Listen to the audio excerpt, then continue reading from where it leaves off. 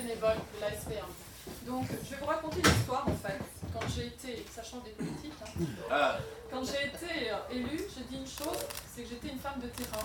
J'ai passé 30 ans sur le terrain, dans le domaine de l'emploi, et quand j'ai été, je dirais, c'était mon premier mandat, j'ai dit, j'ai beaucoup d'émotions, parce que c'est un projet, je dirais, qui touche beaucoup de personnes.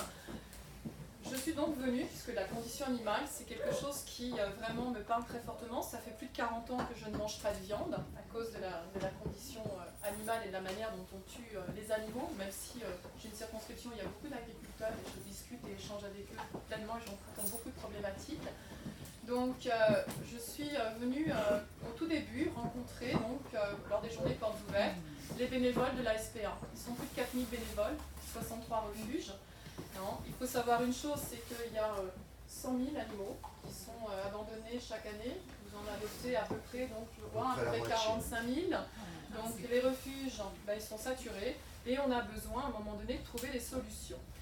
Et j'étais venue à une journée de portes ouvertes, donc à la SPA, et je suis tombée sur donc, cette femme. Donc, et je me dis, c'est marrant, je la connais cette dame. Et puis je me dis, bon, je suis repartie. Deuxième journée de portes ouvertes, je dis, ah ça y est, je sais, on était à l'école primaire ensemble. Quand je suis arrivée, j'avais 8 ans, c'était ma voisine de table. Et on a une particularité, c'est qu'on est nés toutes les deux le même jour de la même année. Et alors je lui dis, tu sais, je sais où on s'est vus, on était à l'école primaire ensemble. Je dis donc, moi je ne crois pas au hasard.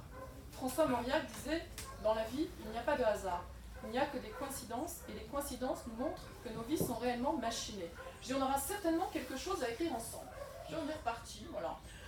Et peu de temps après, je rencontre Gaëlle. Donc, elle est très émue aussi, hein, comme Catherine et comme moi, hein, les trois drôles de dames, là. Je rencontre Gaëlle, et Gaëlle, elle me dit, tu sais, Florence, les refuges sont saturés, mais moi, il y a des élus qui ont envie de faire des choses, et j'ai envie de faire des choses. Il y a des personnes, quand elles sont âgées, à un moment donné, elles aimeraient bien adopter un animal, mais elles se posent la question du devenir de l'animal si à un moment donné, il leur arrivait quelque chose, si elles devaient être hospitalisées. Qu'est-ce qu'on fait? Je dis, bah, écoute, je vais recontacter la directrice du centre d'Orgeval et puis on va faire un déjeuner de travail. On a fait un déjeuner de travail, ça remonte à plus d'une année. Plus d'une année. Et on s'est dit, bon, il faut avancer. Donc, on nous a ensuite rencontrés, la direction donc, nationale, avec Gaëlle, avec Catherine, avec toutes les équipes. Et on a sorti vraiment, je dirais, l'intelligence humaine, hein, la volonté de s'engager avec les personnes qui étaient... la volonté de donner corps, de donner vie à ce projet. La volonté que ça aboutisse et que ça aboutisse rapidement. Donc, ça s'est mis en route, un an de travail, beaucoup d'échanges, beaucoup de travail. Merci à vous également, messieurs les élus, parce que vous l'expliquerez, hein, je pense, tout à l'heure au niveau de la convention, comment ça se passe. Et merci à Iris, hein, merci à Bobby. Je vais m'arrêter là, parce qu'un politique, il devrait être insensible avec tout ce qu'il vit au quotidien, bombardé partout, etc.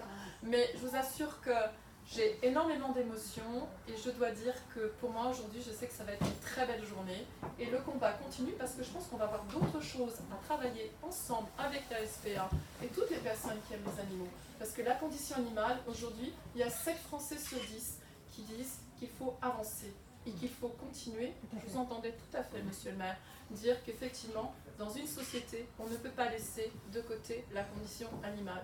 Et il y a de grands hommes qui l'ont dit, hein, qui ont dit que la grandeur d'une civilisation s'appréciait à la manière dont on traitait ces animaux. Ceci dit, bonne réflexion et surtout, beaucoup de bonnes choses à vivre. Merci.